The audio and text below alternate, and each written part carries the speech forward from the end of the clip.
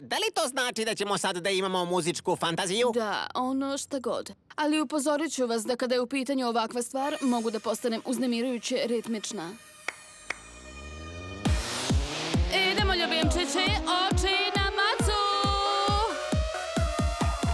Svi ljubimci iz Londona, Rima, Pariza, Milana, Barcelone i Madrida, čak i Tokija, Japana. Dođite iz celog sveta, vidjet ćete modni show. Gledaju sad svi u nas.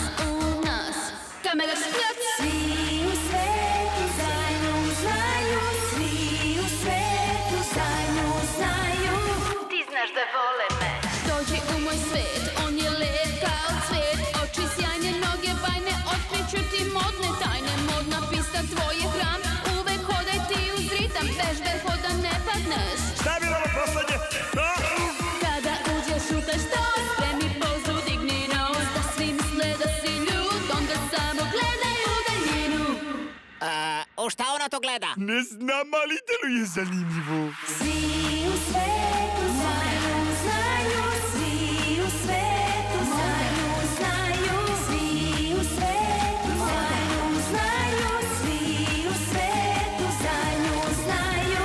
Mislim da volite. Ruski paviljon, Brazilski paviljon, kineski paviljon, italijanski paviljon, nemački paviljon.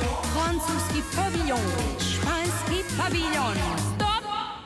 Ti poziraš. Ja poziram, Ti poziraš. Ja poziram. Ti poziraš. ja poziram, Zavrti se. Ti poziraš. ja poziram. Iskrosi i Stvarno? dođi na kraj. I tu sad stani. Šta sad čekamo? To je poziranje. Ne, mislim da je pesma zapravo gotova.